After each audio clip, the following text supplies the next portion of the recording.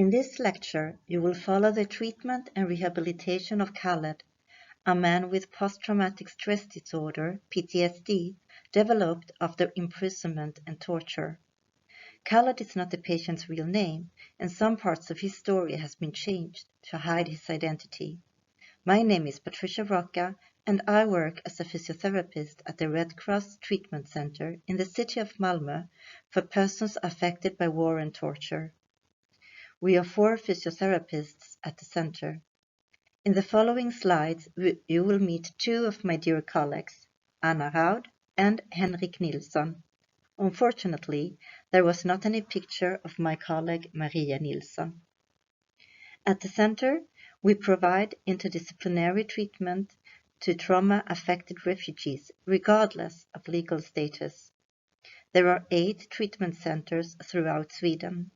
The center in Malmö opened in the late 1980s and has treated nearly 5,000 traumatized men and women who have escaped violence, persecution, war, and armed conflicts. The following professions are represented at the centers: translators, psychologists, physiotherapists, social counselors, and medical doctors. We also have 2 persons working with family support. Most of the patients are referred to the center by either primary care health centers or psychiatric outpatient clinics. Being referred and accepted for treatment at the Red Cross Center implies severe health problems related to war, torture, and/or forced migration. The patients suffer from PTSD and associated physical and mental health problems, often in combination with post-migratory living difficulties. In this lecture, I will present one out of many methods that you can use to treat traumatized individuals with a refugee background. Refugees, as you have learned by now, are a broad and heterogeneous group of individuals and must be approached with this in mind, even if they have similar experiences of having survived armed conflicts, torture, and forced displacement. Having experienced trauma doesn't automatically mean that you will develop PTSD. Some trauma-affected individuals will heal spontaneously. The treatment must always be individually adapted in regards to the patient's symptoms, resources, and goals. The aim of this lecture is to give you a picture of the physiotherapeutic work at the Red Cross Center. After this lecture, you will hopefully have more knowledge of trauma, PTSD, and its bodily expressions, physiotherapeutic approach to trauma and PTSD, interdisciplinary work, and how to sensitively approach, screen, treat, and support these patients. Khaled is a 45-year-old Palestinian man from Syria. The referral to the Red Cross Treatment Center came from a counselor at the introductory program that Khaled attends in order to learn Swedish and find an occupation. The collaboration between the introductory program and the Red Cross Treatment Center is a Malmö-based project. Later on in this lecture, you will watch a video where the head of the center in Malmö, Annette Kahnemalm, will speak more about this project. Khaled came to Sweden in 2016. In his home country, he was politically involved since his teenage years, and with that imprisoned twice. The first time for 1.5 years, and the second time when he was in his late 20s for 3 years. It was during the second imprisoning that he was tortured. The first year in prison, he was tortured daily. He was submitted to suspension by hanging from his wrists, beatings, isolation, forced body positions, waterboarding, and witnessing torture. He lived in a small cell together with 30 other individuals, and there was not room for everyone to lay or sit down at the same time, so they had to alternate when resting and sleeping. The following 11 years, he lived in a refugee camp in Syria under very scarce circumstances. At the camp, he was kept under close surveillance and was frequently harassed by Syrian military until he escaped for Sweden. Khaled has no formal education. He only attended school until he was 11. His childhood was marked by poverty and discrimination. In Sweden, he lives with his wife and 3 children in an apartment provided by the Swedish Social Services. He attends an introductory program for migrants, but finds it very hard to concentrate due to sleeping problems and flashbacks from torture. He's very concerned about his and his family's future in Sweden. He wishes very much to find a job.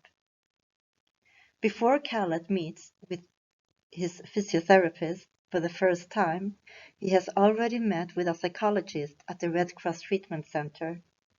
He has been diagnosed with PTSD, and the psychologist has informed him about the interdisciplinary teamwork at the center, and that he will have consults with physiotherapists, social counselor, and a medical doctor. To receive a PTSD diagnosis, one has to have been exposed to trauma. What then constitutes trauma? Take a moment to reflect of how you would define trauma.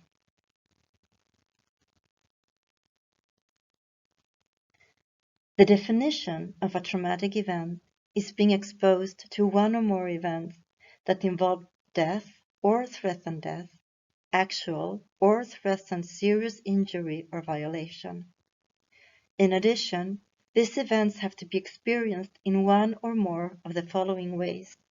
The individual actually experienced the event. The individual witnessed the event as it occurred to someone else. The individual learned about an event where a close relative or friend experienced an actual or threatened violent or accidental death. Or the individual has been repeatedly exposed to details for a traumatic event. For example, healthcare professionals repeatedly taking part of horrifying details of a traumatic event. In Khaled's case, he has both experienced a traumatic event himself, but he has also been forced to witness the torture of friends and fellow prisoners. Khaled's father, who was also politically involved, was imprisoned and tortured when Khaled was a young boy. So Khaled has been exposed to various traumatic events also as a son. What is torture, and why is it important for physiotherapists to understand the effects of torture? Torture, as defined by Amnesty International, is when somebody in an official capacity inflicts severe mental or physical pain or suffering on somebody else for a specific purpose. Sometimes authorities torture an individual to extract a confession for a crime or to get information from them. Sometimes torture is simply used as a punishment that spreads fear in society. Torture methods vary. They can be of a physical nature, like beatings and electric shocks. It can be of a sexual nature, like rape or sexual humiliation. Or they can be of a psychological nature, like sleep deprivation or prolonged solitary confinement. Under international law, torture and other forms of ill treatment are always illegal. They have been outlawed internationally for decades. To take just a couple of examples, 172 countries have adhered to the International Covenant on Civil and Political Rights, which prohibits torture and other forms of ill treatment. 165 countries are parties to the UN Convention Against Torture, but many states have failed to criminalize torture as a specific offense under their national laws, and governments around the world continue to defy international law by torturing people.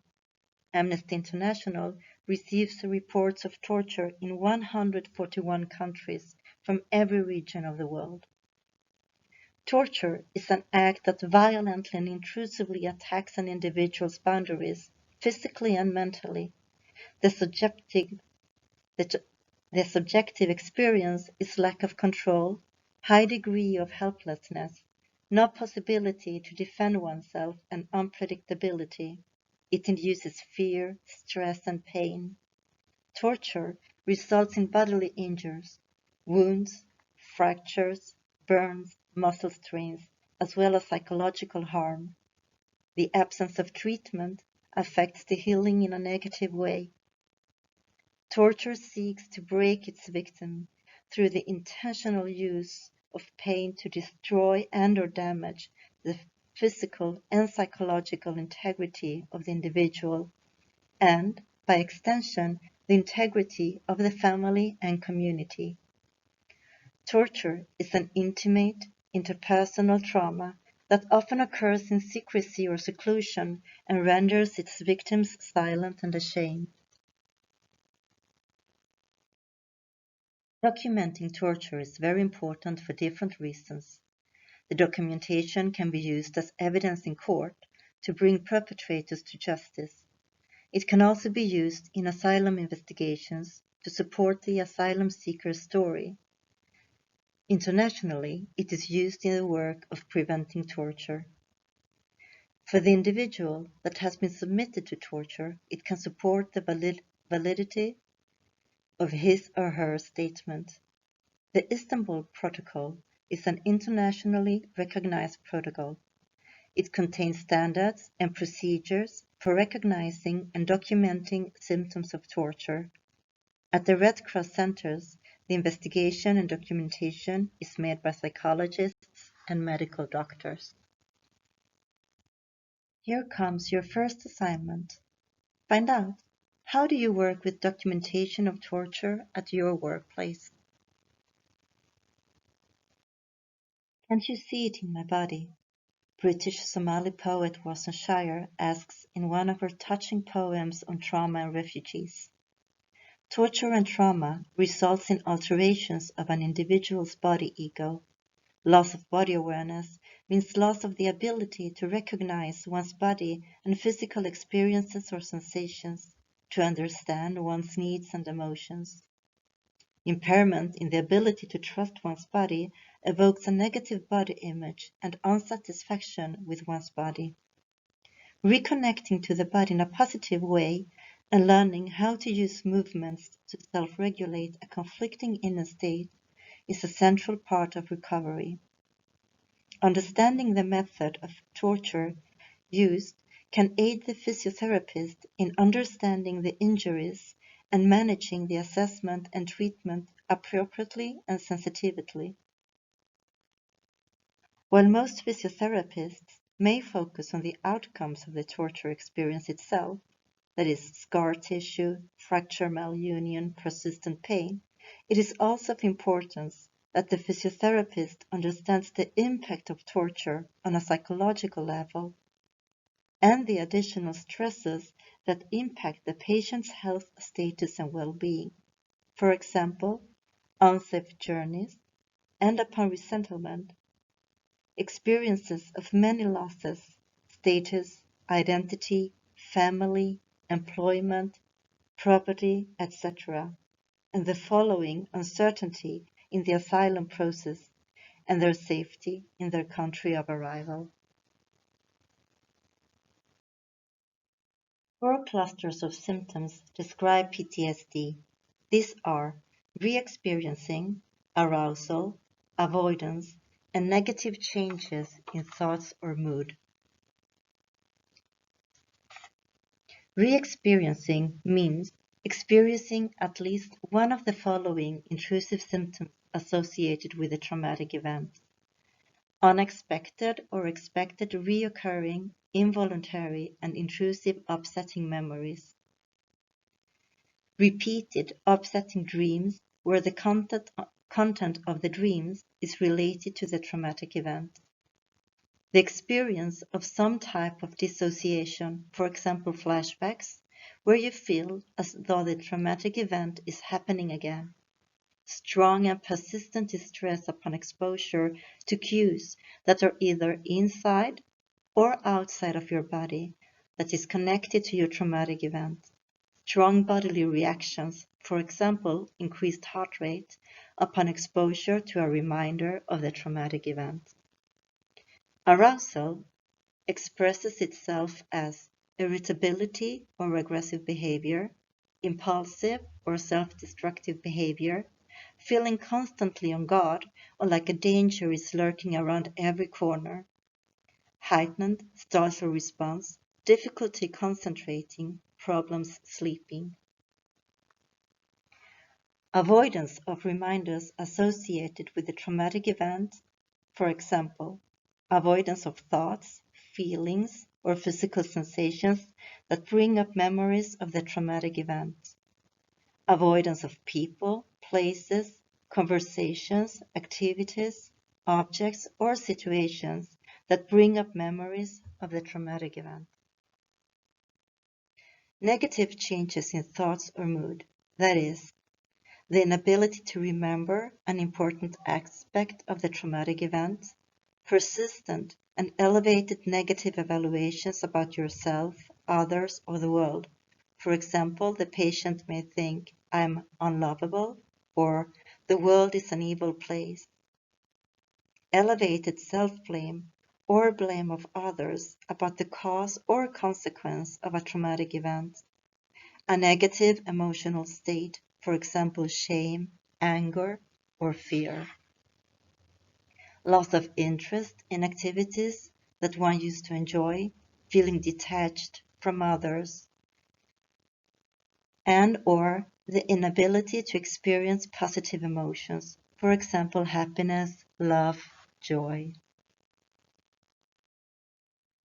Watch this video and reflect. What is your experience of treating patients with refugee and trauma background? How would you react to narratives of war and torture? Khaled has now gotten an appointment with a physiotherapist.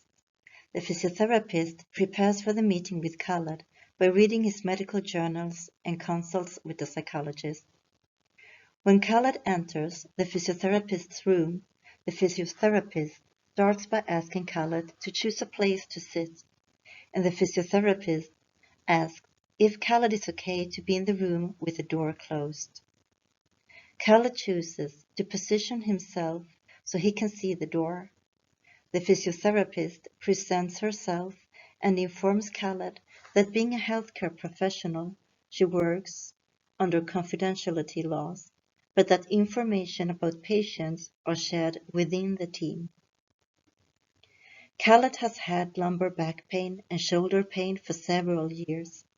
He went to see a physiotherapist once at his healthcare center, but when he saw all the workout machines, he became scared and never went back again. The physiotherapist asks Khaled how the trauma has affected his body, and Khaled describes symptoms of anxiety and stress, never being able to relax, his heart racing, and difficulty of breathing when being around people, Syrian men in particular. He only feels safe at home, and even there he can get jolted by sudden sounds. His coping strategies are walking around in his apartment or short walks in close proximity to his apartment and taking showers. He sleeps 2 to 3 hours a night and always with the light on. He's often woken by nightmares, feeling paralyzed, and has difficulty going back to sleep. He has no appetite and very low levels of physical activity. This is about all the information that Khaled is able to share during the first meeting with the physiotherapist. The role of the physiotherapist during the first meeting is to start building an alliance with Khaled, not to push too deep into Khaled's story.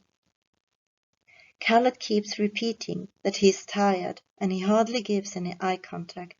His legs are constantly shaking. He's very tense in his shoulders and he keeps his head bowed down. He doesn't take off his jacket. The physiotherapist briefly describes that bodily work can help trauma-affected individuals to relax, and that during coming sessions they will explore self-regulating techniques that might help Khaled to stay present and reduce his anxiety. The physiotherapist describes what they will do next time they see each other so that Khaled feels prepared and to ensure predictability. No examination of his shoulders or back is performed at this point. At the second assessment, the physiotherapist uses the test Body Awareness Movement Quality and Experience Scale to examine Khaled's bodily resources. This is a test that consists of two parts. The first one is an observer-based rating scale where the physiotherapist evaluates the functionality of various visually observed movement patterns. The second part consists of a questionnaire on subjective experiences of the body. Results show that Khaled is very tense in his body. He has poor stability and flexibility. He also shows poor coordination and a shallow breathing pattern. His breath is really never integrated with his movements, and Khaled finds it very hard to relax when lying down on the floor.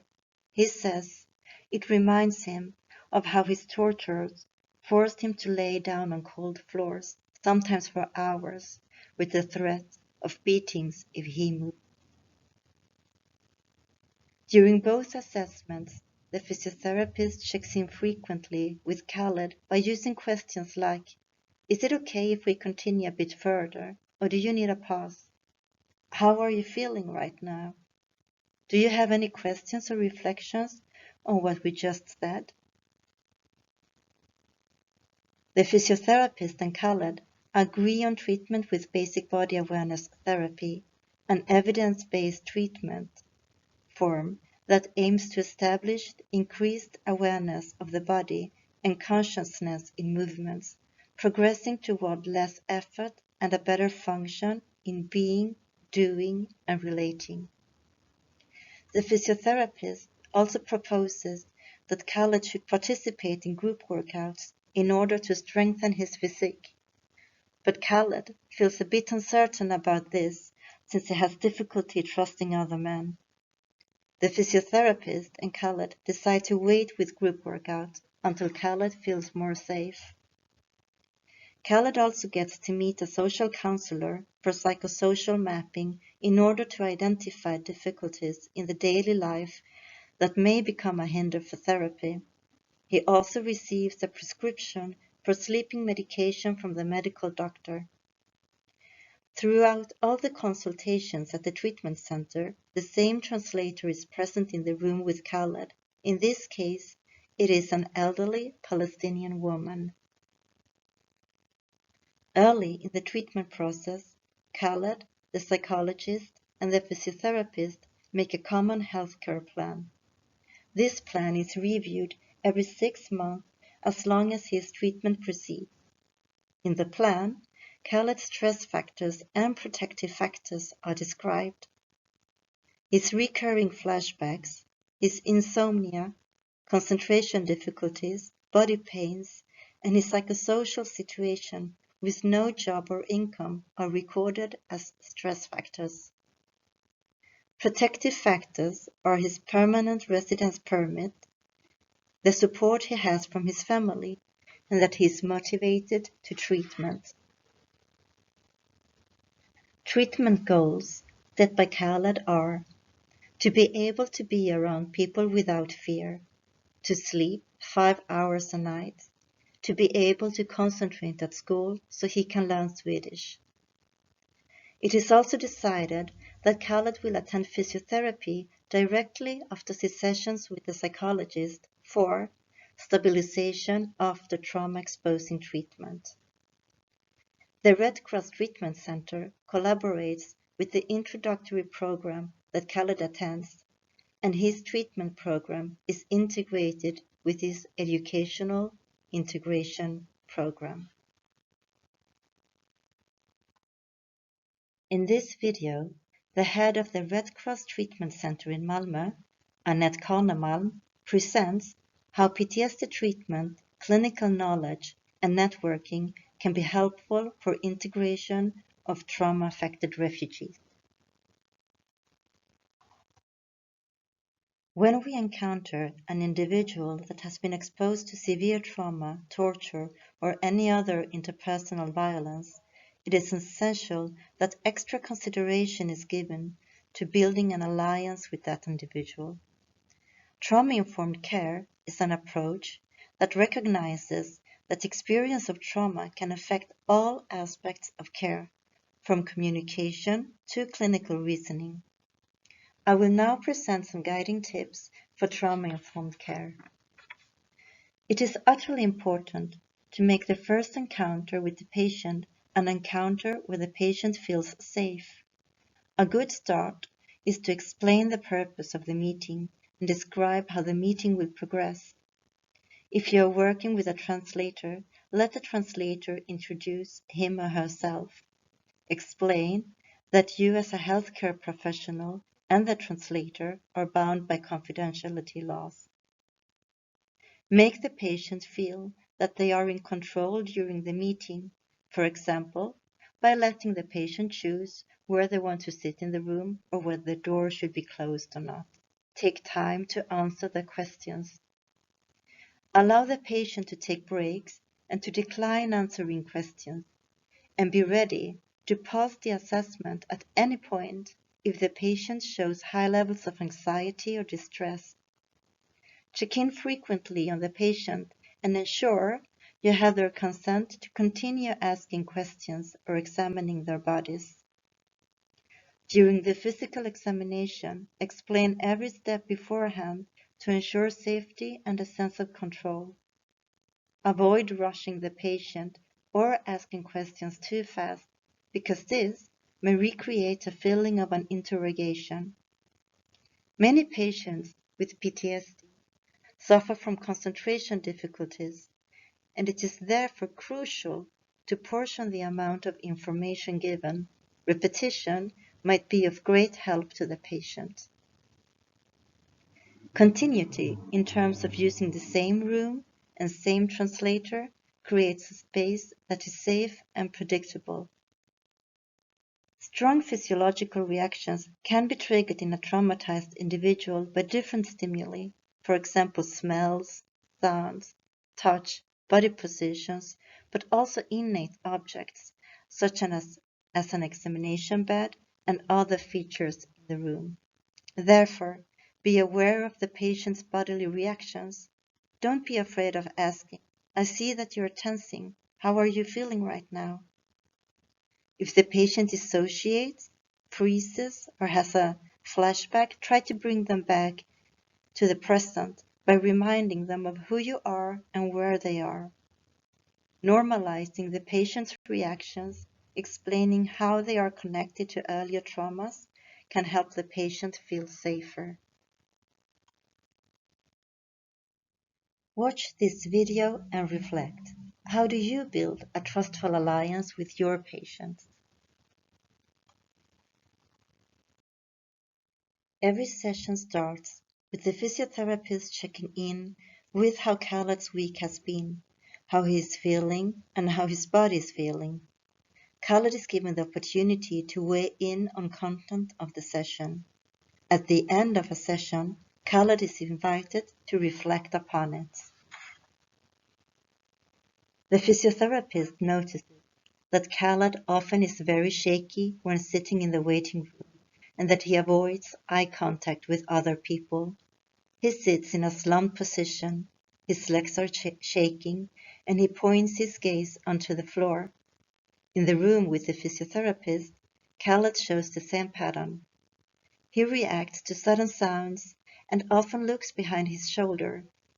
The physiotherapist tries to guide Khaled verbally into a more upright position where he will experience more space for his breath and a reduction of tensions on the muscles in his neck and back. There are a lot of trauma triggers coupled to different movements and positions. Sitting upright reminds him of how his torturers would harass him more if he looked up or straightened his back.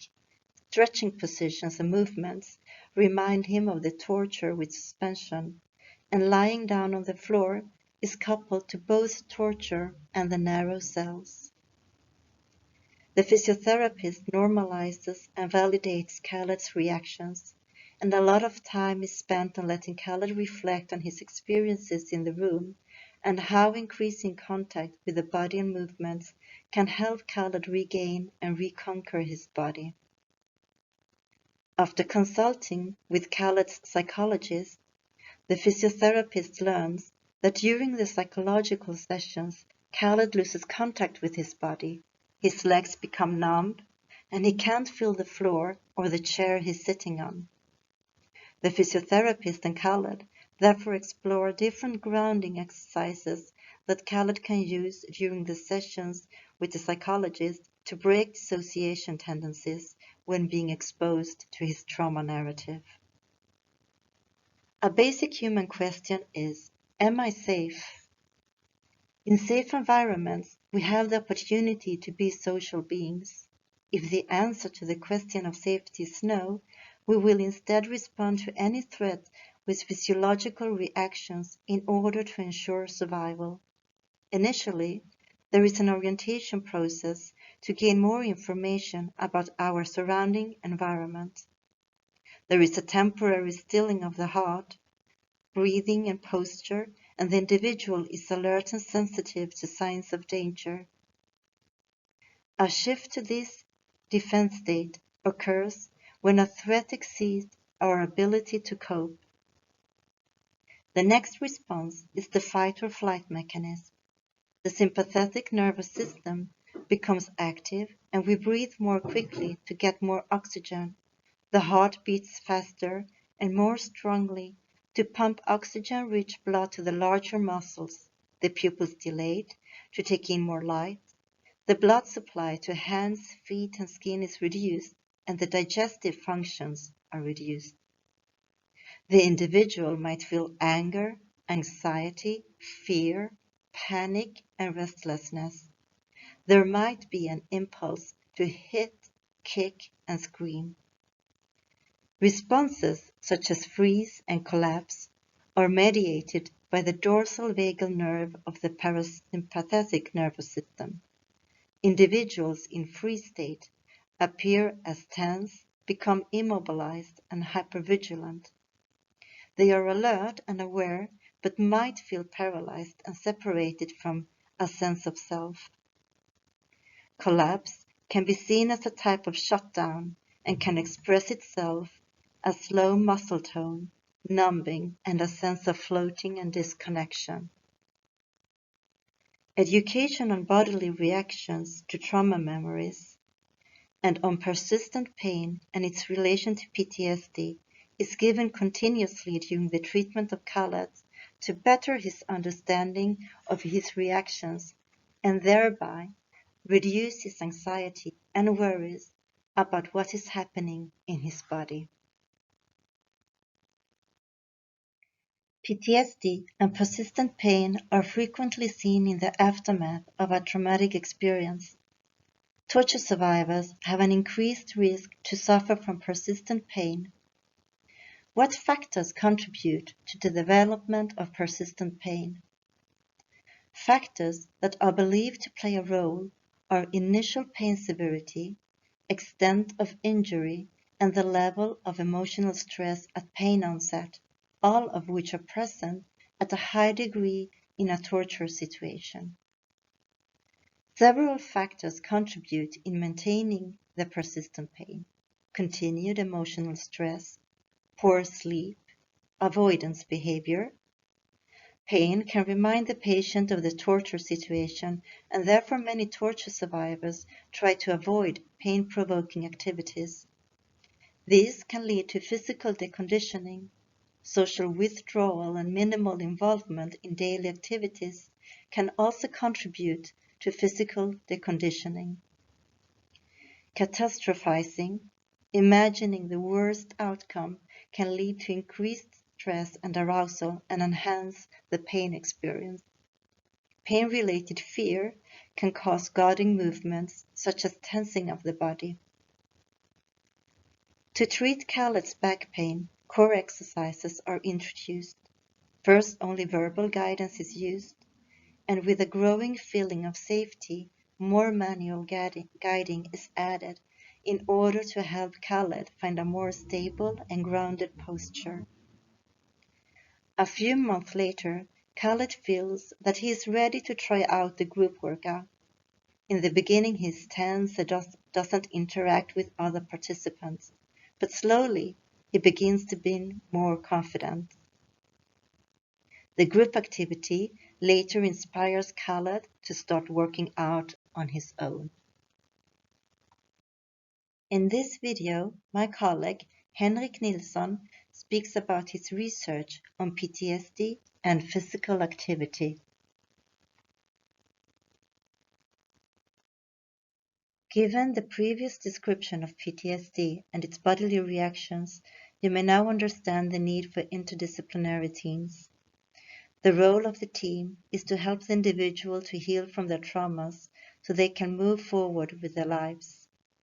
The social counselor has an important role in helping the patients with practical challenges they may experience in their daily life.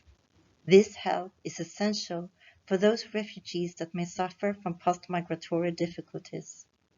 The medical doctor summarizes earlier healthcare services that the patient has received and examines existing medical issues. If needed, pharmacological medications can be prescribed and referral to healthcare services can be written.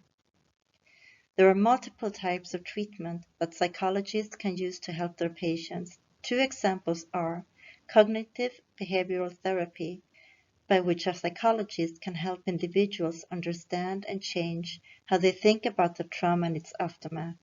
The end goal is to help patients understand how their thoughts about trauma make symptoms of PTSD worse and help them to identify toxic thoughts and feelings about their situation. Cognitive behavioral therapy also helps individuals cope with feelings such as anger, guilt, and fear. Exposure therapy can help patients overcome the fear of their memories from the traumatic events.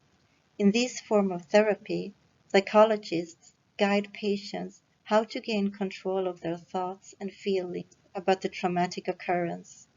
By repeatedly talking about these stressful events, patients can feel less overwhelmed by their memories. The role of physiotherapy is to heal or reduce physical impairments, relieve stress, and help meld the patient's mind and body. This can be done in many ways and using several physiotherapeutic methods: basic body awareness therapy, yoga, tension and trauma release exercises, physical activity.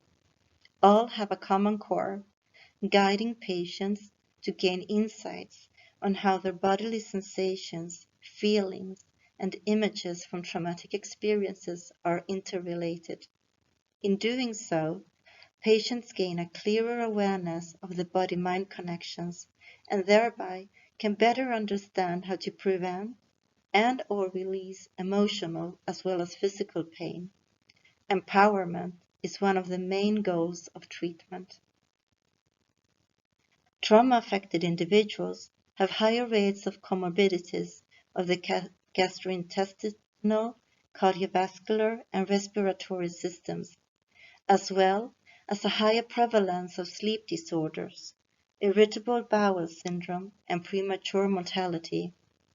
They also present higher prevalence of health risk behaviors such as smoking and dependence of painkillers. The high frequency of comorbid physical conditions suggests that PTSD should be viewed as a systemic disorder rather than a purely psychological disorder.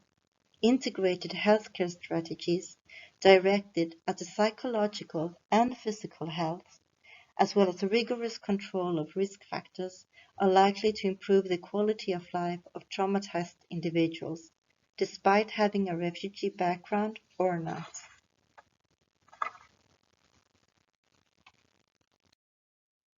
The closer the psychologist approaches Khaled's memories of torture, the more bodily reactions Khaled experiences, in terms of numbing length, but also back and neck pain. The psychologist encourages Khaled to use body awareness exercises to stay present during their exposure therapy.